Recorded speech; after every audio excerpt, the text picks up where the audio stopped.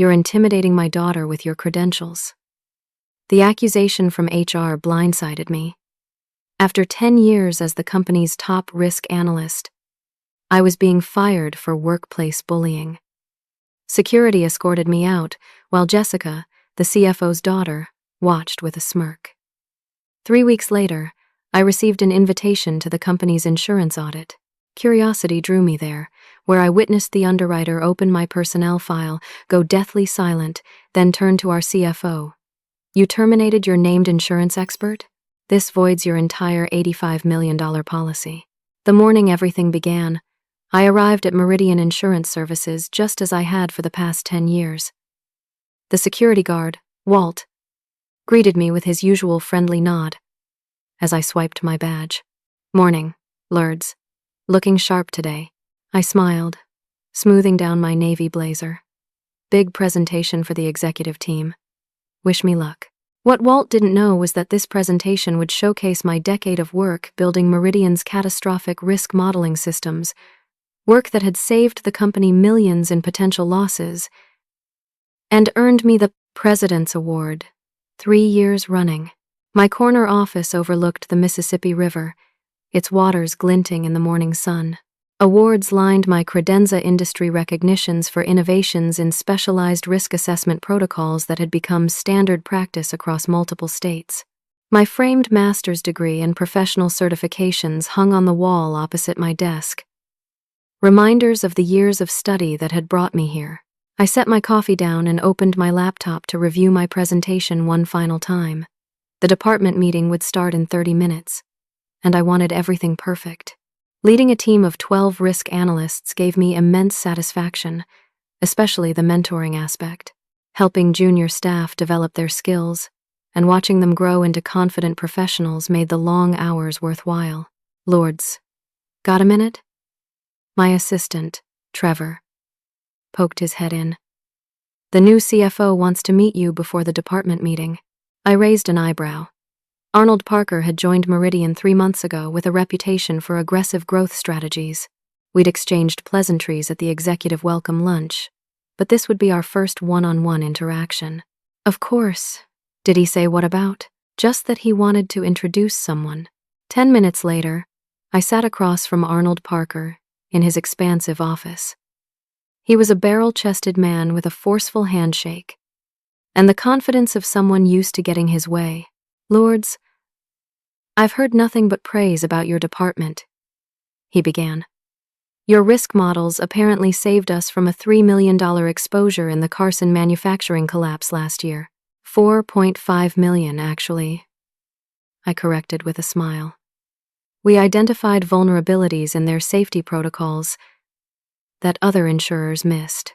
"Impressive," Parker nodded. "Which is why I wanted to introduce you to Jessica."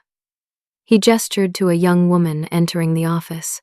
Jessica Parker couldn't have been more than 23, with carefully styled blonde hair and designer clothes that seemed more appropriate for a social event than an office. She carried a tablet and a cold brew coffee, looking slightly bored. "Jessica just graduated from state with a business degree and will be joining your department," Parker announced proudly. "I want her to learn from the best." My heart sank slightly. Nepotism was always tricky to navigate, but I kept my professional smile in place. "Welcome to Meridian, Jessica. We have an excellent training program for new analysts." She gave me a quick once-over. "Dad says you're really into all the technical stuff. I'm more of a big-picture person. Risk assessment requires both perspectives," I offered diplomatically. "We'll find ways to build on your strengths." Parker beamed at his daughter. "Jessica's got great instincts. I'm sure you'll find her a quick study." As we walked to the department meeting, I made mental adjustments to our onboarding plan. Every new team member required tailored mentoring, and I prided myself on helping each person succeed. The department meeting brought even bigger news. Mark Stevens, my direct supervisor and VP of Risk Management, announced our biggest opportunity yet. "Global Tech has approached us about a comprehensive insurance package," he told the team. $85 million in coverage across their 15 facilities nationwide. "If we land this, It'll be the largest account in Meridian's history. The room buzzed with excitement. Global Tech was a leader in medical equipment manufacturing, a complex industry with specialized risks. Lourdes will lead the assessment team, Mark continued. Her expertise in manufacturing safety protocols makes her our best asset for this account. I felt a surge of professional pride. This was exactly the type of complex, high-stakes project I thrived on. And to support fresh perspectives, Mark added.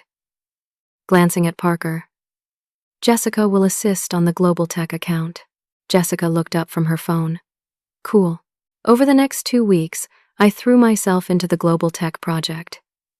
Their facilities required specialized risk modeling for everything from clean room contamination to supply chain vulnerabilities. The insurance agreement would require a named professional, an expert whose credentials and personal oversight would back the policy. With my specialized certifications in manufacturing risk, I was the obvious choice. I created a comprehensive training plan for Jessica, scheduling one-on-one sessions to help her understand the fundamentals of our work. Initially, I felt hopeful this was a chance to mentor someone who might eventually take on significant responsibility. During our third session, I reviewed her first risk assessment worksheet for Global Tech's Minneapolis facility.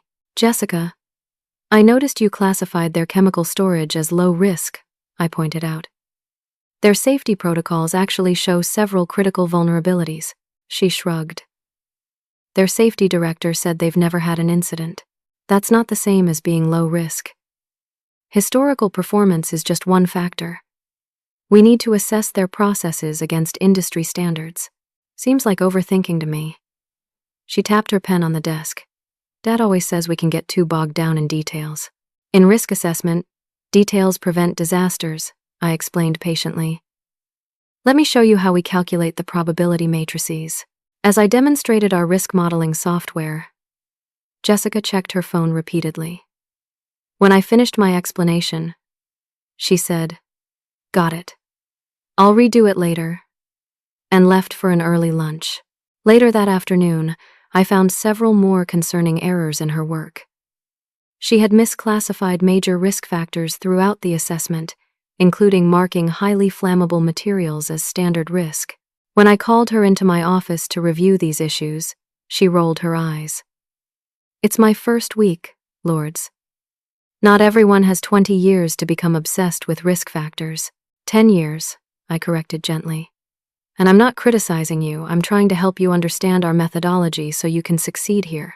That evening, as I updated the Global Tech file with my corrections, I discovered something alarming. The risk parameters I had established last week had been changed.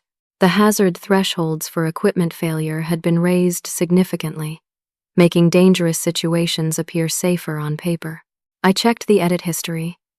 Jessica had modified them yesterday afternoon without consulting me. This was no minor mistake. These alterations could lead us to significantly underpriced risks, potentially costing Meridian millions if problems occurred. Worse, as the named professional, my credentials would be backing these flawed assessments. I documented the changes carefully, preparing to address them professionally the next day. This would require a delicate touch. Managing the CFO's daughter while maintaining our professional standards wouldn't be easy. What I didn't yet realize was that Jessica's seemingly careless mistakes weren't mistakes at all. The next day, I would overhear a conversation that would send a chill down my spine. Dad says once this Global Tech deal goes through, we're restructuring the department, Jessica told a colleague by the break room. Guess who's going to be running things? The morning after overhearing Jessica's troubling conversation, I sat in my office reviewing the documentation of her unauthorized changes. This wasn't simply about correcting a junior team member's errors anymore. Jessica's comments suggested something more calculated. I sent an email requesting a meeting with Jessica and Mark, my supervisor. Transparency and proper documentation would be my best approach. Mark's response came quickly. Let's meet at 11. I've been wanting to discuss the Global Tech project progress anyway. When we gathered in the conference room, I brought printed copies of the original risk parameters and Jessica's modified versions. I wanted to address some changes made to the Global Tech risk assessment, I began. Keeping my tone neutral and professional, Jessica sat with her arms crossed, looking bored. I established these initial parameters based on industry standards and global tech-specific operations, I explained, showing the original documents. However, I discovered yesterday that they were modified significantly. I placed Jessica's altered versions alongside them. Mark frowned as he compared the documents. These are substantial changes.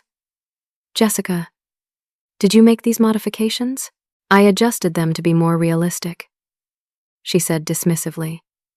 Lourdes' numbers seemed excessively cautious.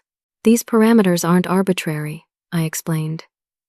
They're based on OSHA guidelines and insurance industry standards. Raising the thresholds this significantly puts us at serious financial risk. That's your opinion, Jessica countered. I have a fresh perspective. It's not opinion, I corrected firmly. These are established standards that protect both the client and our company. As the named professional on this account, my credentials back these assessments. Making unauthorized changes to parameters I've established creates serious liability issues. Mark nodded slowly. I see the concern.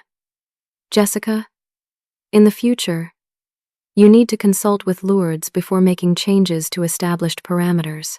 Fine, Jessica said. But Dad says we need to be more aggressive in our approach if we want to grow. Growth has to be balanced with sound risk management, Mark replied. That's why we have experts like Lourdes. Jessica's phone buzzed. I have a lunch meeting with Dad, she announced, standing abruptly. We can finish this later. After she left, Mark sighed. Sorry about that, Lourdes. I know it's challenging having the CFO's daughter on your team.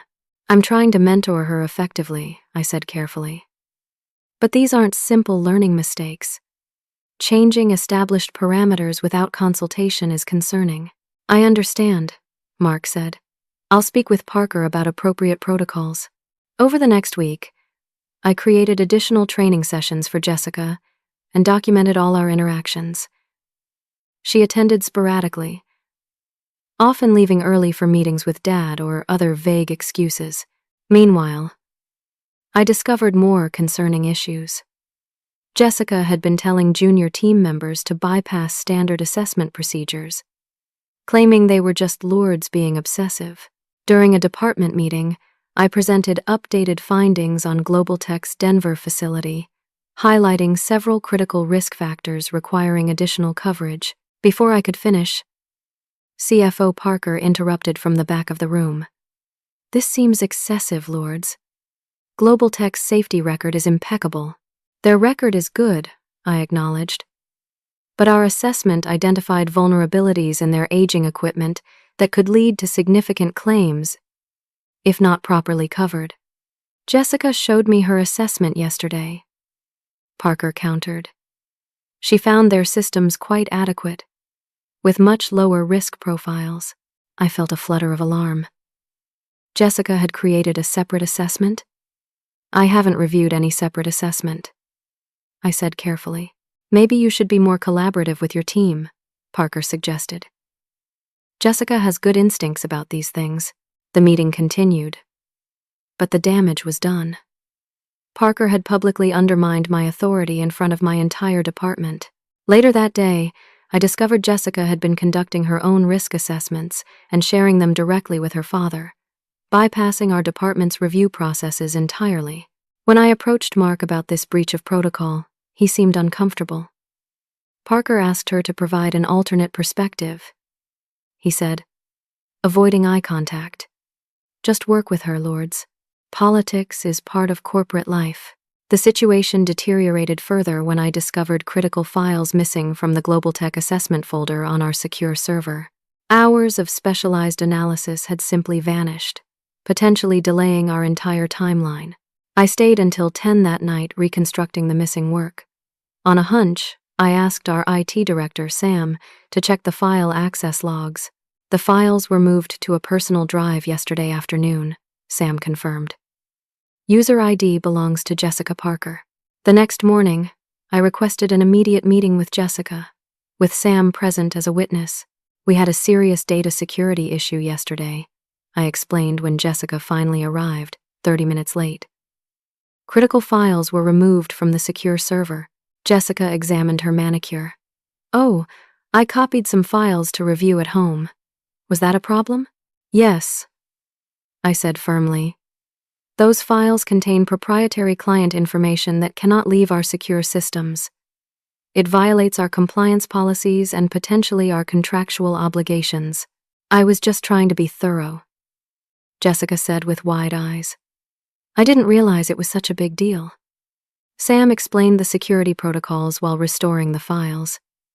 Jessica nodded along, but the cold stare she gave me when Sam wasn't looking sent a clear message. Later that week, I received official notification that I had been designated as the named professional for the global tech policy.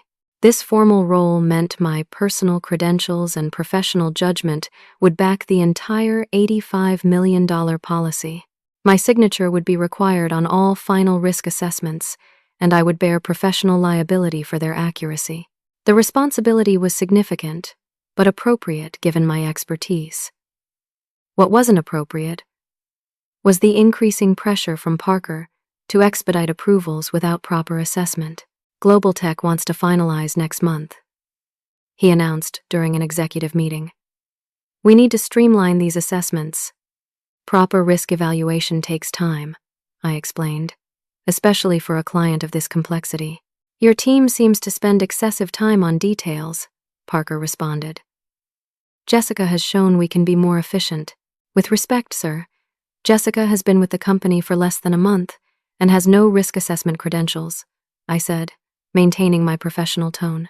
Cutting corners could expose us to significant liability. Parker's expression hardened. No one is suggesting cutting corners, Lourdes. Just unnecessary bureaucracy. As weeks passed, I noticed colleagues becoming increasingly distant. Conversations would stop when I entered the break room. Junior team members who once eagerly sought my guidance now took their questions to Jessica. Tara Williams from Legal caught me in the elevator one afternoon. Got a minute for coffee? Over lattes at the cafe across the street, Tara spoke quietly.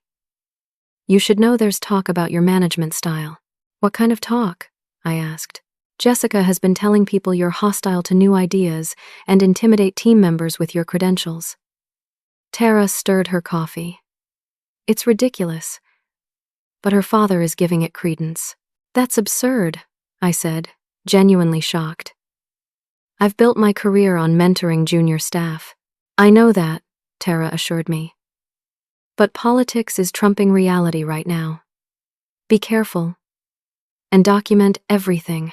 The final straw came when the insurance underwriters scheduled their pre-approval audit.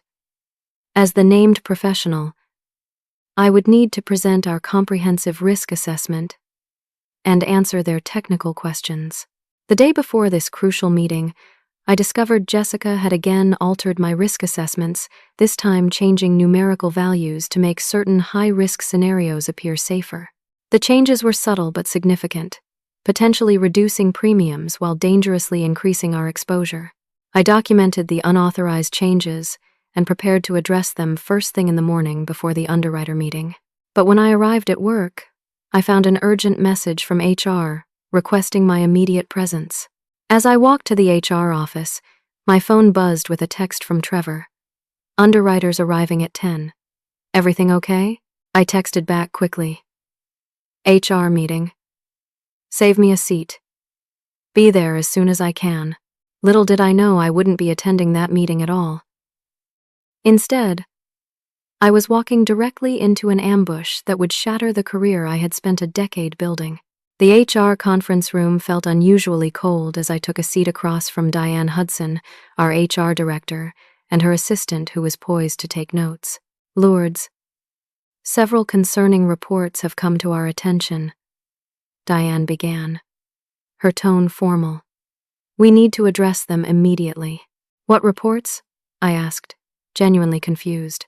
Diane opened a folder. We've received multiple complaints about your management approach, specifically regarding Jessica Parker. My stomach tightened. What complaints? Creating a hostile work environment. Using your credentials to intimidate junior staff. repeatedly singling out Jessica for criticism. "That's not accurate," I said, struggling to keep my voice steady. "I've been documenting serious protocol violations and unauthorized changes to risk assessments that could expose our company to millions in liability. We have statements from 3 team members describing your aggressive approach toward Jessica." Diane continued as if I hadn't spoken. "May I see these statements?" "They were provided confidentially," she replied. "But they consistently describe you as unnecessarily critical and unwilling to consider fresh perspectives." I took a deep breath. "I've been trying to maintain professional standards while mentoring a very inexperienced team member who happens to be the CFO's daughter. I have extensive documentation of concerning behaviors that violate company policy and potentially insurance regulations." I opened my laptop and showed Diane my carefully organized files, every unauthorized change, every missed training session, every concerning incident meticulously documented with dates, times, and screenshots. Diane glanced at the documentation without really examining it. "These appear to be performance issues, not justification for what some perceive as an aggressive approach." Before I could respond, the door burst open. CFO Parker strode in, his face flushed with anger. "Is this where you're addressing the complaints against Lourdes?" he demanded. "Mr. Parker, this is a confidential HR meeting," Diane began. "I'm here as an executive and as a concerned parent," he interrupted. "The hostile environment Lourdes has created affects the entire department." He turned to me. "You've been trying to sabotage my daughter because you're threatened by her potential. It's transparent and unprofessional." "That's absolutely untrue," I said, struggling to maintain my composure. "I've been trying to mentor Jessica appropriately while maintaining the professional standards our clients expect.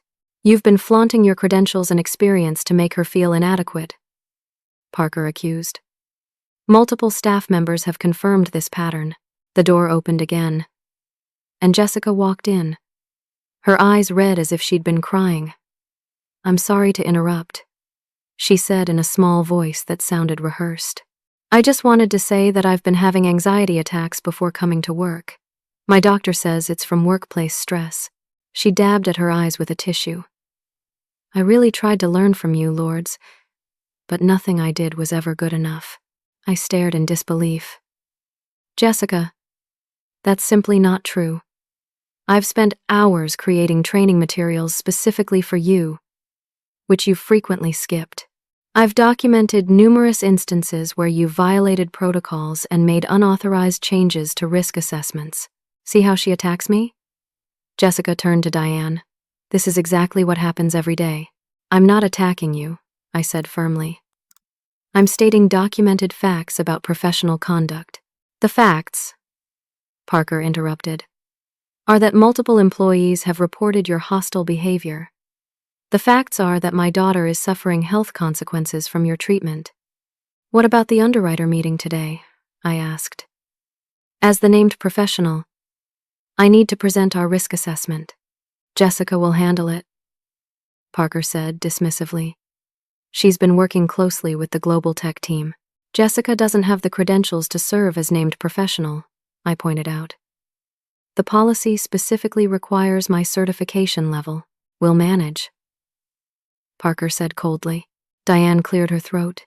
"Lourdes, given the seriousness of these complaints and the apparent breakdown in working relationships, we've made the difficult decision to terminate your employment, effective immediately." The room seemed to tilt sideways. "Terminate? Based on unsubstantiated complaints without a proper investigation?" "The investigation has been ongoing for weeks," Diane said. "We have sufficient documentation of workplace bullying to justify immediate termination." "This is retaliation," I said, my voice shaking slightly. "I've been documenting serious compliance issues involving the CFO's daughter, and suddenly I'm terminated for bullying? Security will escort you to collect your personal belongings," Diane continued as if I hadn't spoken.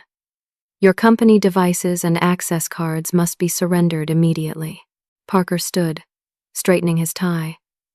"I'm disappointed it came to this, Lourdes. You had a promising career."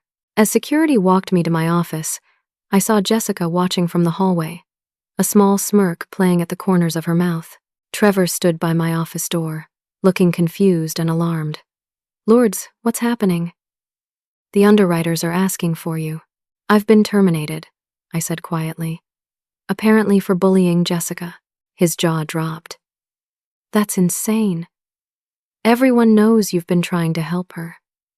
Not everyone, apparently. I quickly gathered my personal items, my mind racing.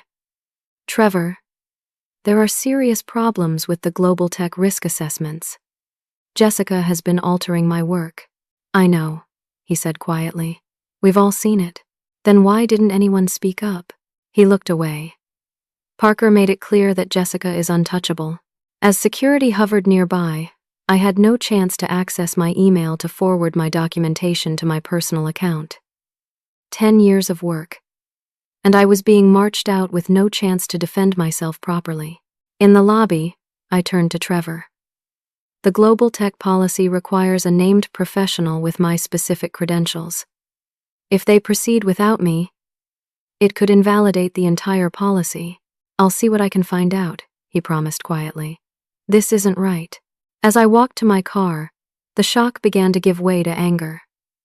This wasn't just about me. Jessica's reckless changes to the risk assessments could have serious consequences for Meridian and Global Tech. At home, I tried logging into my work email, only to find my access already terminated. My company phone had been remotely wiped. They had moved with remarkable efficiency to cut me off from any evidence that might support my case. The next day, I received an official termination letter by courier. It stated that I was being terminated for creating a hostile work environment through intimidation and workplace bullying. The letter explicitly forbade me from contacting the insurance underwriters or any company clients, with threat of legal action if I violated these terms. They had effectively silenced me, or so they thought. What they didn't realize was that their actions had just set in motion a chain of events that would ultimately expose the truth and cost them far more than they ever imagined. The first week after my termination passed in a blur of shock and disbelief. 10 years of dedicated service, numerous awards, and a spotless performance record, all erased by baseless accusations from a CFO's daughter who had been with the company for less than a month. I allowed myself 3 days of numbness before my natural problem-solving instincts kicked in. This situation wasn't just unfair, it was potentially illegal on multiple levels. My first step was to document everything I could remember while it was fresh in my mind. I created a detailed timeline of events, conversations, and incidents, noting dates and witnesses whenever possible. Without access to my work email or the documentation I'd carefully built, this was my only record. By the following Monday, I had pulled myself together enough to begin looking for another position. My credentials and experience were impressive. Surely other firms would recognize my value. The first few phone calls were encouraging. We've heard great things about your risk modeling innovations, said the HR director at Continental Insurance. Can we schedule an interview for Thursday? But on Wednesday, I received a terse email. Thank you for your interest. We've decided to pursue other candidates. The pattern repeated with 3 more companies. Initial enthusiasm followed by sudden withdrawal. Someone was poisoning the well. I called Amy, a former colleague who had moved to a competitor 2 years ago. What's the word about me in the industry? Her hesitation told me everything. Lourdes, someone's been saying you were fired for bullying junior staff and falsifying risk assessments to make yourself look better. They're claiming you couldn't handle a young star showing you up. That's completely false, I said, anger rising in my throat. Who's saying this? It's coming from Meridian executive levels, she said quietly. I don't believe it for a second, but people are nervous about contradicting Arnold Parker. He's connected. That evening, I received a text from Tara in legal. Coffee tomorrow? Same place, 7 a.m. We met at the quiet cafe before the morning rush. Tara looked around nervously before speaking. They're proceeding with the global tech deal using your previous assessments, she said quietly. But Jessica has been modifying them extensively. She's removed almost all the high-risk classifications. That's dangerous and potentially fraudulent, I replied. Those assessments require the named professional's approval. Tara nodded grimly. That's the other thing.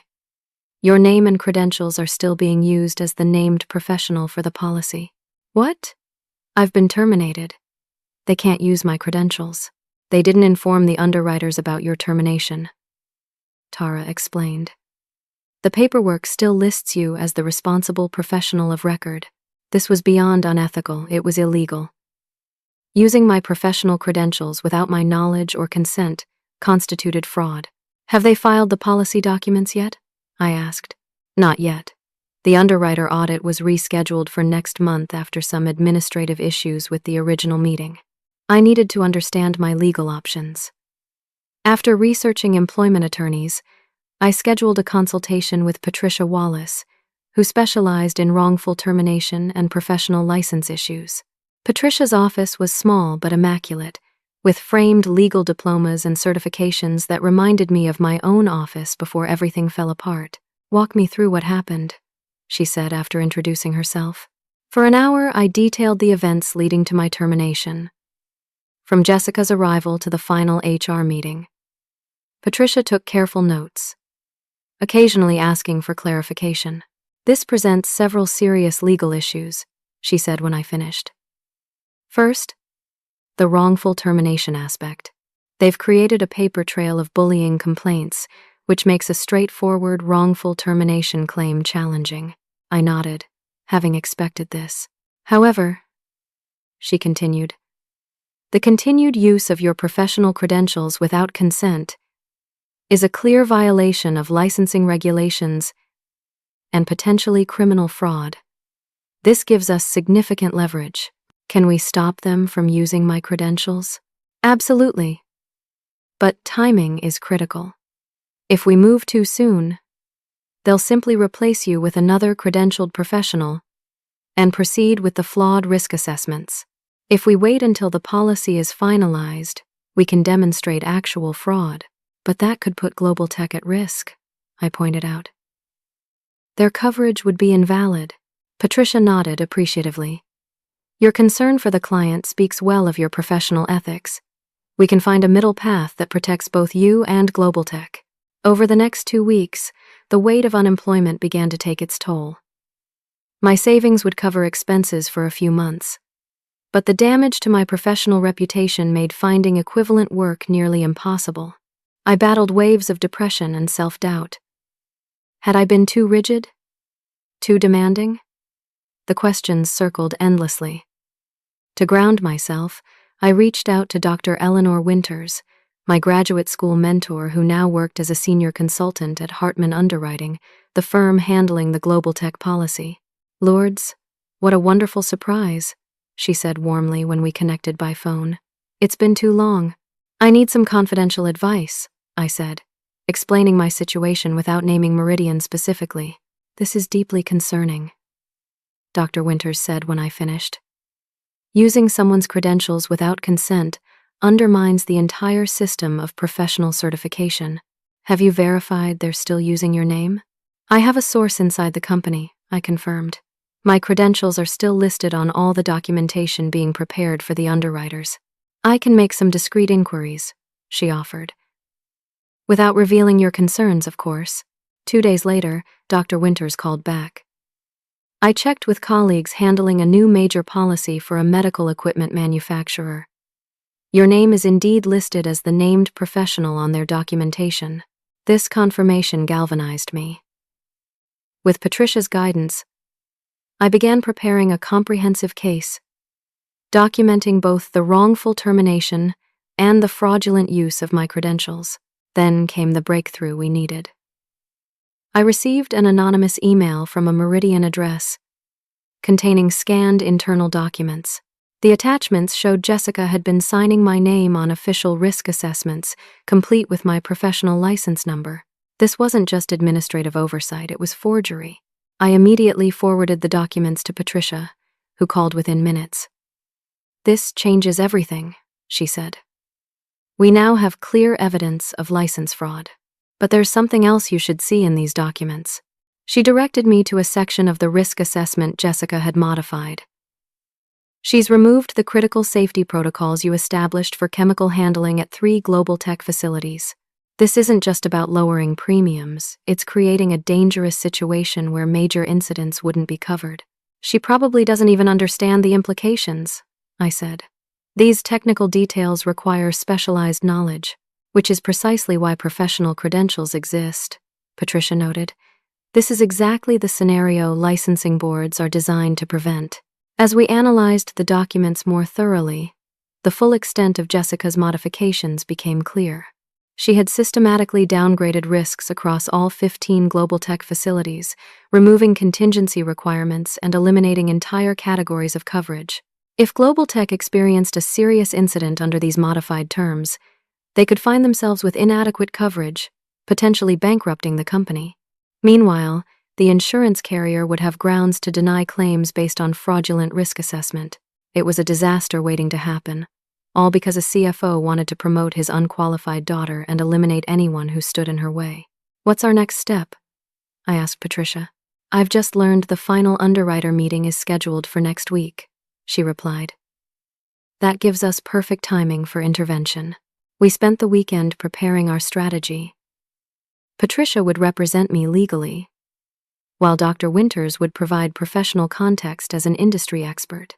Together, we would expose the fraud before the policy was finalized, protecting both my professional reputation and global tech's interests. When Monday arrived, I felt something I hadn't experienced since my termination. Hope. After weeks of helplessness, I finally had a path forward to clear my name and prevent potential disaster. What I didn't yet realize was just how dramatically everything would unravel when the truth finally came to light. The morning of the underwriter meeting arrived with a mix of nerves and determination churning in my stomach. After 3 weeks of unemployment, I had grown accustomed to leisurely mornings with extra coffee.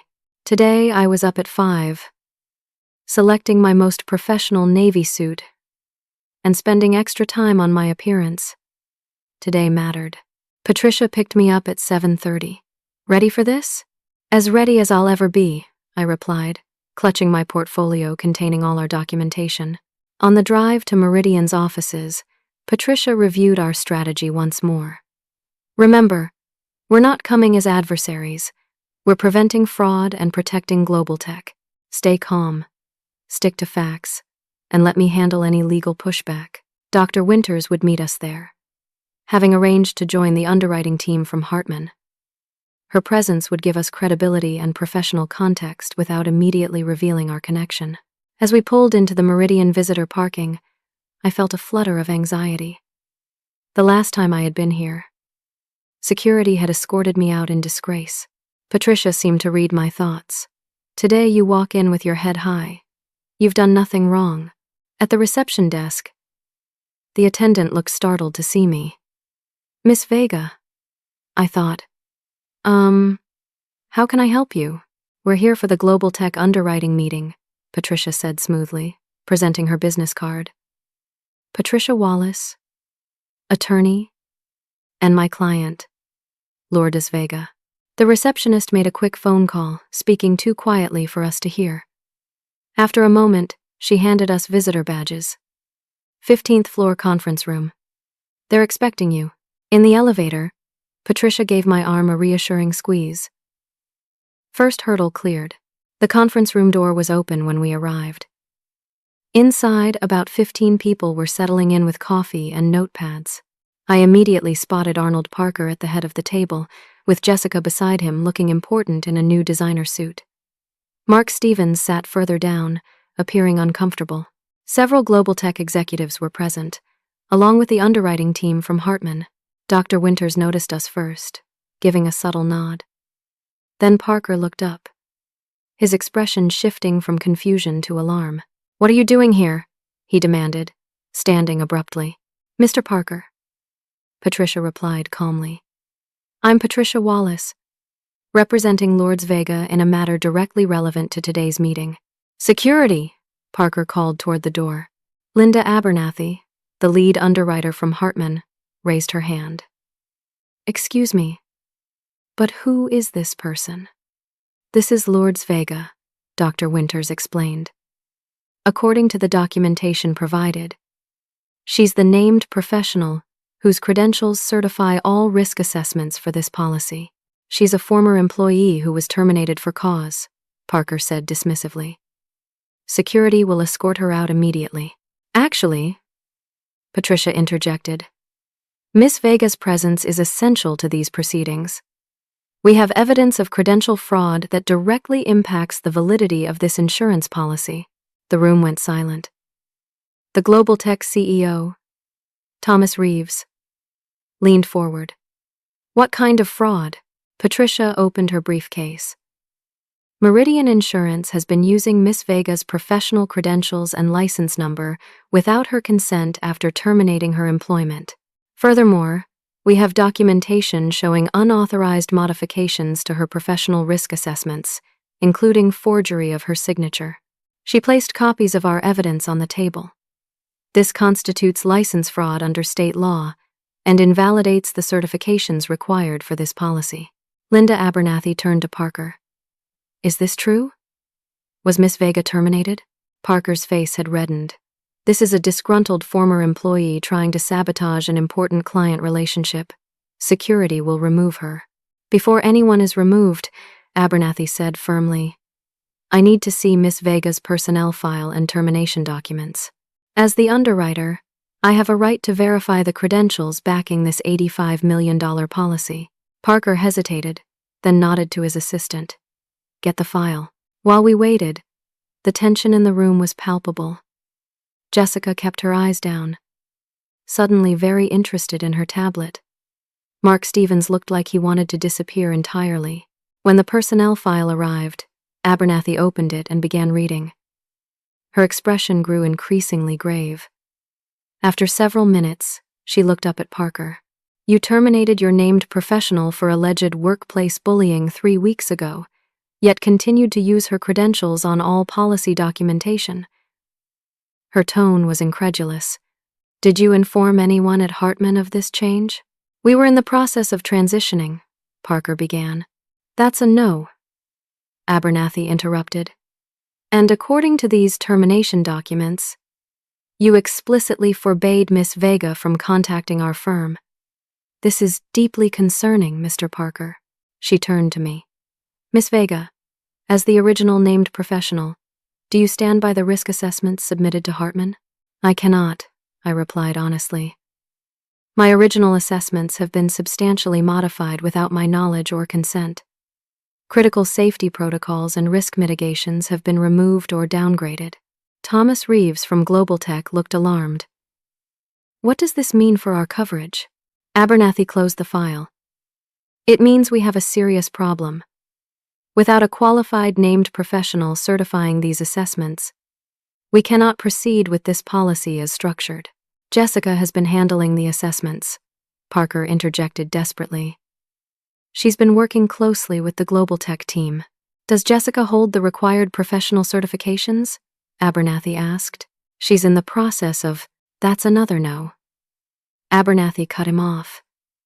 Mr. Parker, insurance underwriting isn't an entry-level position. The named professional requires specific credentials for very good reasons.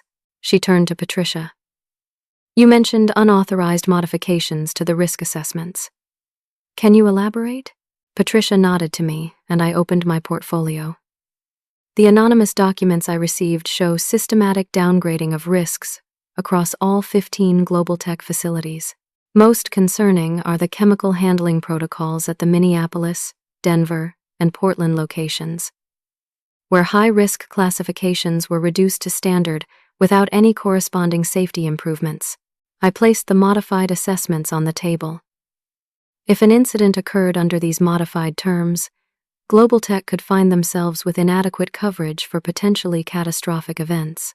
Thomas Reeves examined the documents, his expression darkening. These are not the risk assessments we reviewed in our preliminary meetings.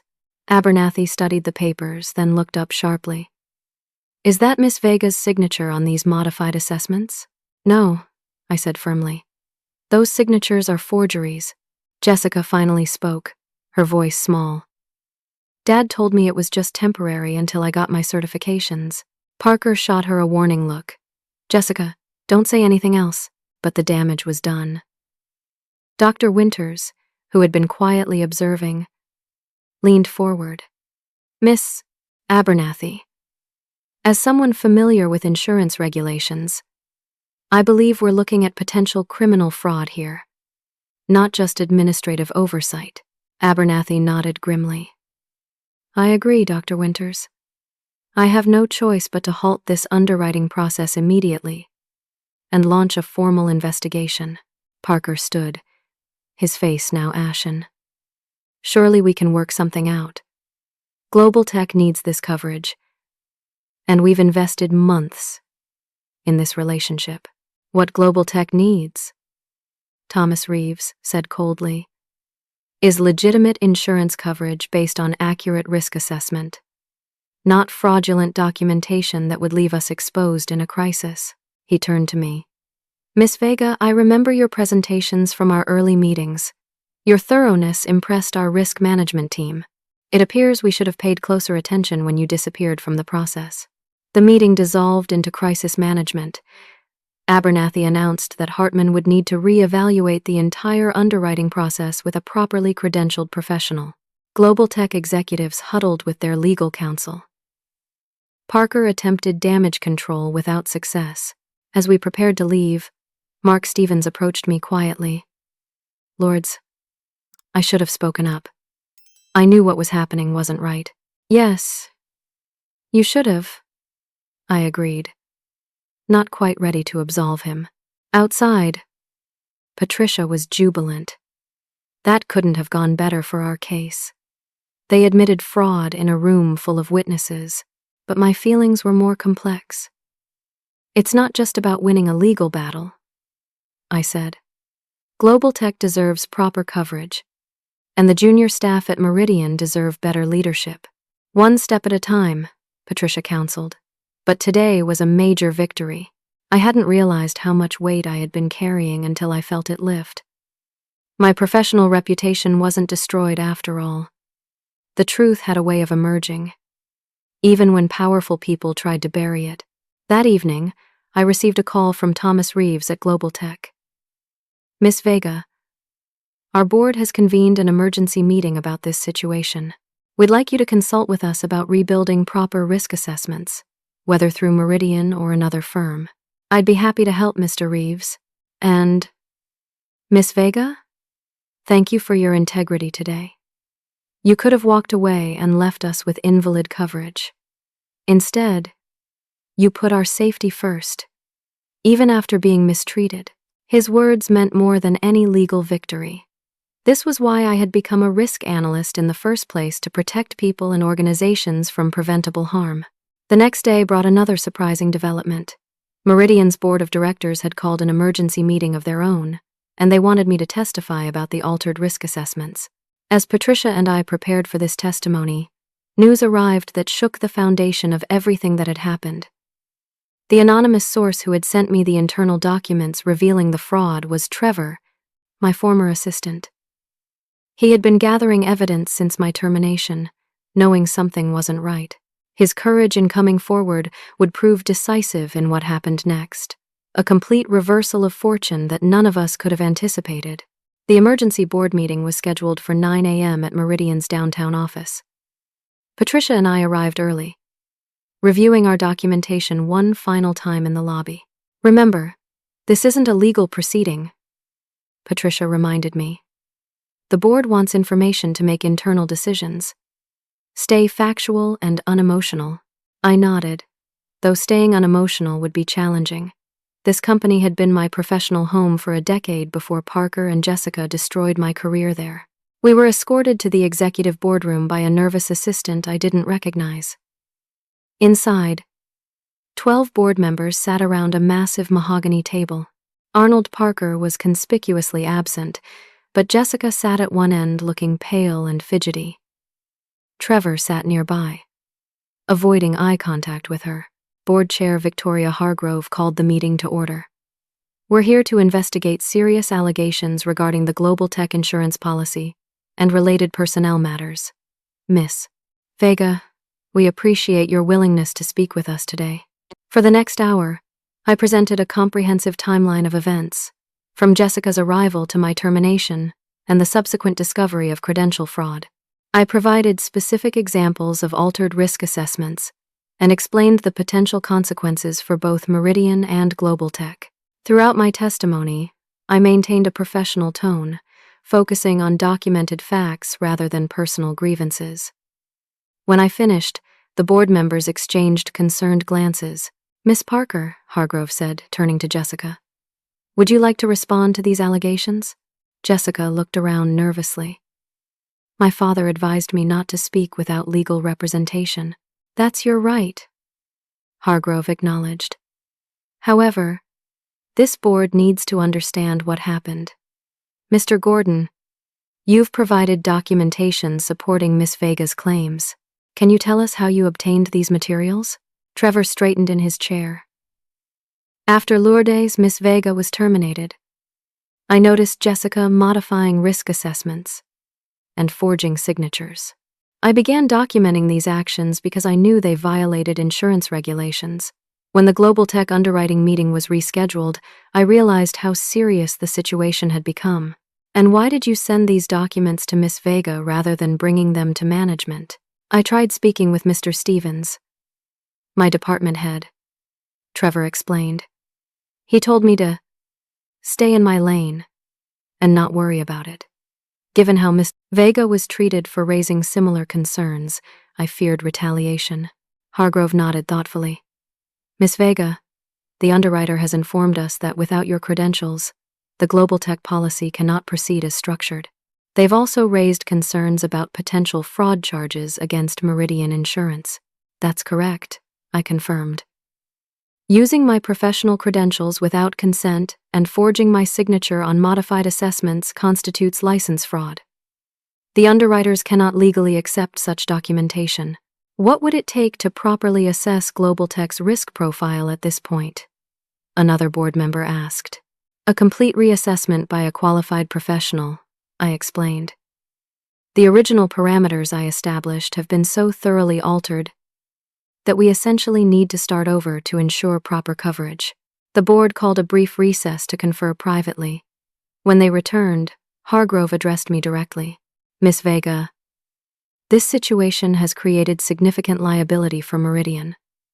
Global Tech is a major potential client, and we've jeopardized that relationship through improper actions. More importantly, we've violated the trust placed in us as insurance professionals." She looked around the table. "The board has unanimously voted to place Arnold Parker on administrative leave pending further investigation. We've also decided to offer you a settlement for wrongful termination, contingent upon your assistance in rebuilding the Global Tech risk assessment properly." I glanced at Patricia, who gave a slight nod. "I appreciate the offer," I said carefully. "However, any arrangement would need to address both the personal and professional damage caused by my unjust termination." "We understand," Hargrove agreed. "Your attorney can work with our legal team on settlement terms."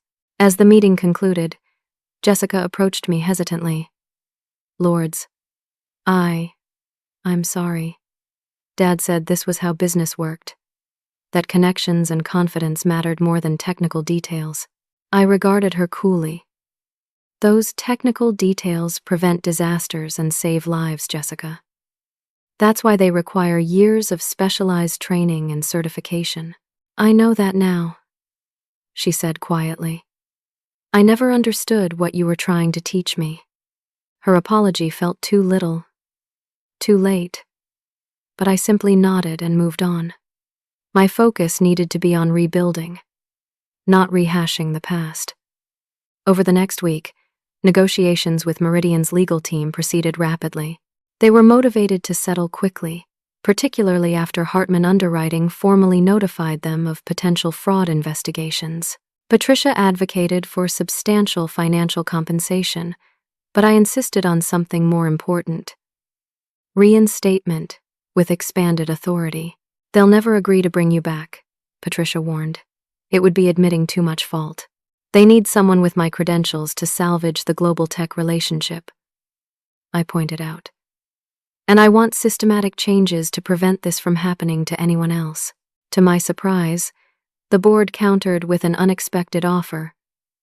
Reinstatement as Vice President of Risk Compliance, a newly created position with oversight of all credentialed assessments. The role would report directly to the board, not through the normal executive chain of command.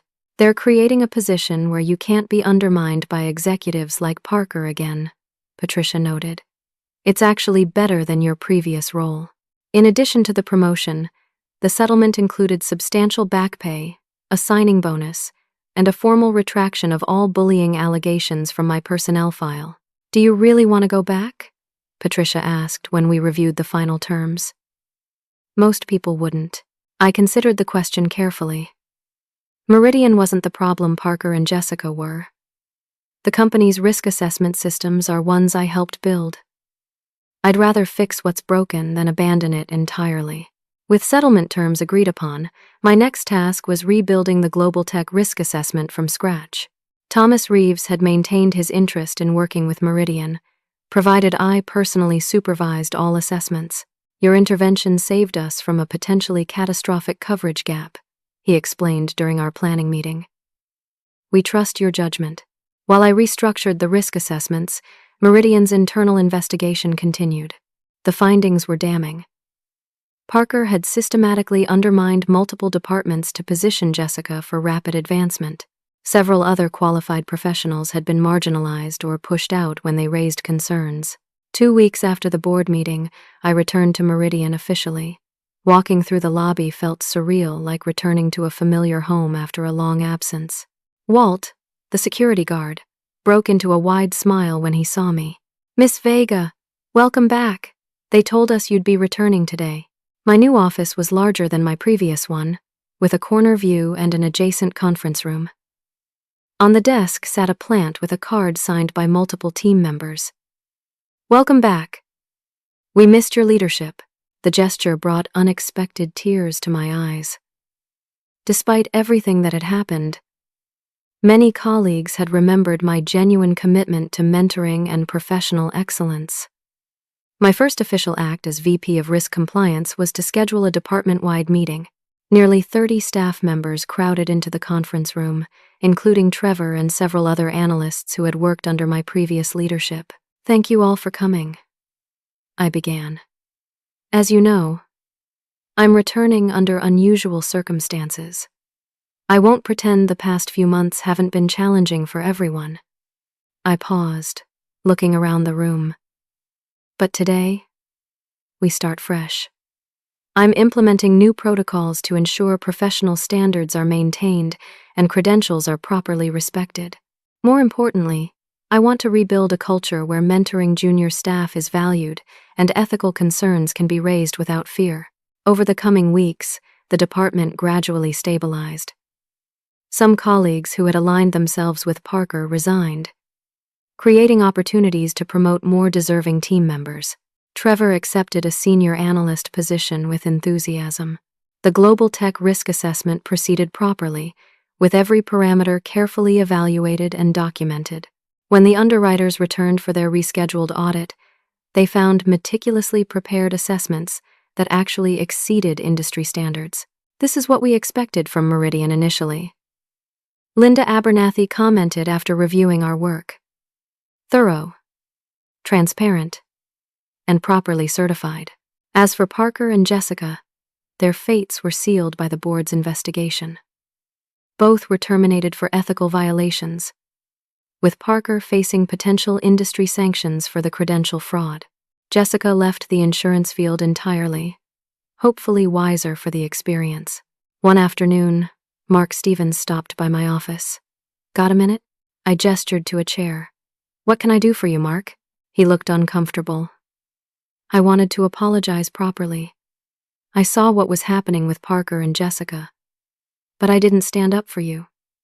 I was protecting my own position, at the expense of your integrity, I noted. Yes, he admitted. I've been asking myself what kind of leader I want to be. Your return has been instructive. We all make choices, Mark. What matters is learning from them. He nodded thoughtfully. The department runs better with you at the helm. It always did. As he left, I reflected on the extraordinary journey of the past months. From devastation to vindication, from betrayal to rebuilding, the experience had transformed both my career and my understanding of leadership. The path forward wasn't about punishment or revenge, but about creating systems where expertise was valued and ethical concerns could be safely raised. That would be my legacy at Meridian. A culture of integrity that outlasted any individual career. What I couldn't have predicted was just how dramatically this commitment would reshape the company's future and my own professional trajectory.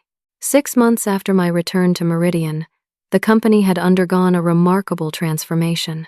The risk compliance division I now led had become a model for the industry, with new protocols ensuring proper credential verification and ethical oversight of all assessments. The global tech account had been successfully underwritten, with appropriate risk classifications and safety protocols firmly in place. What could have been a devastating $85 million fraud had instead become a showcase for proper risk management.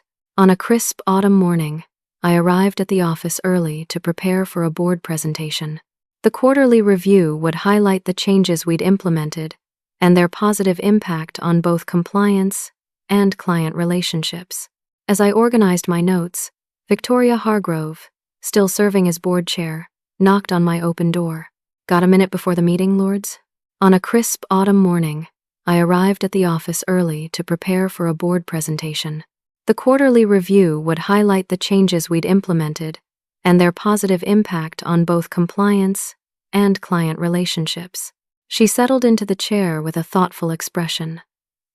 The board has been reviewing the financial impact of the changes you've implemented.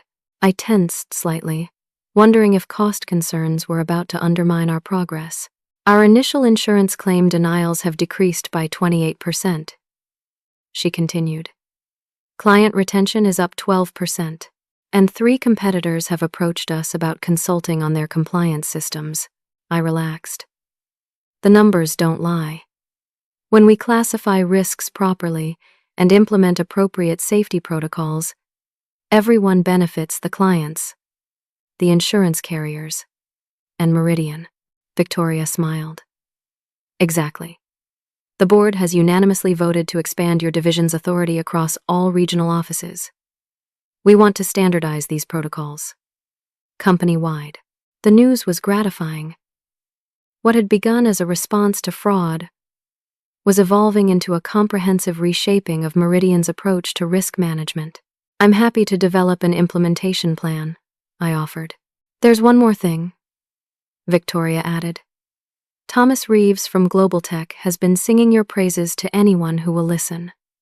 Their board sent us a formal letter commending your integrity and expertise. After Victoria left, I took a moment to absorb how dramatically circumstances had changed. From being escorted out by security to receiving board-level commendations, the journey had been extraordinary. Later that day, Trevor stopped by my office with a stack of assessment reports. The Portland facility documents are ready for your review, and I thought you'd want to see this. He handed me an industry newsletter open to an article about Arnold Parker. The former CFO had been barred from serving as an officer in any insurance company for 5 years due to credential fraud and ethical violations. Justice served, Trevor commented. I set the newsletter aside. Let's focus on moving forward, not looking back. That philosophy guided my approach to rebuilding the department. Rather than dwelling on past injustices, I concentrated on creating systems that would prevent similar situations in the future. One key initiative was a formal mentoring program pairing experienced analysts with junior staff. Unlike the superficial arrangement with Jessica, these relationships included structured learning objectives and regular skill assessments. The mentorship program you established has become a recruiting advantage, noted Diane from HR, who had once facilitated my termination but now worked cooperatively with my division. Candidates specifically mention it as a reason they want to join Meridian. More satisfying were the changes in company culture. Colleagues who had once remained silent when witnessing ethical concerns now had clear reporting channels that protected them from retaliation. Tara from legal, who had warned me to document everything during the original conflict, now collaborated with my team on regular ethics training sessions. "You've created something remarkable here," she told me after one session. "People feel safe raising concerns because they've seen the company actually respond appropriately." Global Tech ultimately signed with Meridian for their full $85 million insurance package, with every risk properly assessed and classified. Thomas Reeves insisted that I personally oversee annual reviews of their safety protocols. "Your intervention saved us from a potentially catastrophic situation," he reminded me during a facility inspection. "If we'd proceeded with those fraudulent assessments, a major incident could have bankrupted us." His words underscored the real-world impact of proper risk management, not just on paper, but on the lives and livelihoods of everyone connected to Global Tech's 15 facilities. On the anniversary of my return to Meridian, my team surprised me with a celebration lunch. Trevor had organized the gathering, inviting colleagues from across the company who had supported the cultural transformation.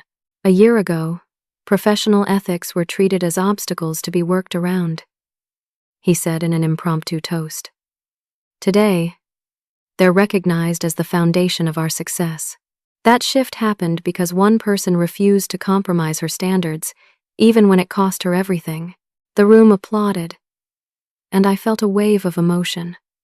The journey hadn't been one I would have chosen, but its outcome had created something valuable and lasting. After the celebration, I returned to my office to find a message from a professional association asking me to speak at their annual conference about creating ethical compliance cultures. Similar invitations had been arriving regularly as our transformation at Meridian became known throughout the industry. As I considered the invitation, I reflected on the lessons of the past year. The experience had taught me that technical expertise alone wasn't enough. True professional leadership required moral courage, the willingness to stand firm when ethics and standards were threatened, regardless of the personal cost. I had always seen myself as a risk analyst, someone who identified potential problems and created systems to address them. Now I understood that the greatest risks often weren't technical, but human. The compromises people made when pressured, the corners cut for expediency, the silent acceptance of unethical behavior. Addressing those human factors required more than technical solutions. It demanded creating cultures where integrity was valued above convenience, where expertise was respected rather than resented, and where raising concerns was viewed as professional responsibility rather than disloyalty. That evening, as I prepared to leave the office, Mark Stevens stopped by. He had remained with the company, though in a different role after the restructuring.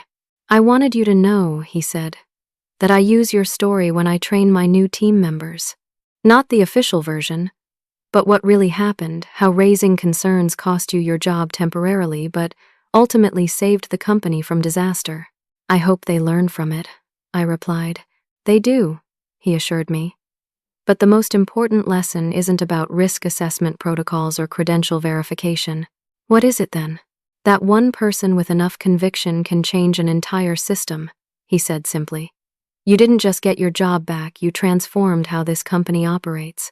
His observation stayed with me as I drove home.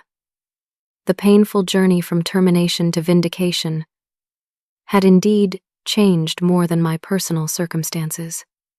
It had created ripples that continued to expand, affecting policies, people, and professional practices well beyond my immediate influence. The experience had also changed me. I had always valued precision and expertise in my professional life. Now I understood that those technical qualities must be matched with courage and resilience to be truly effective. The lesson wasn't that standing up for professional standards would always lead to triumph. The outcome could easily have been different without Trevor's evidence or Patricia's legal expertise or Dr. Winter's industry support. The real lesson was that compromising those standards wasn't worth any temporary security or comfort it might provide.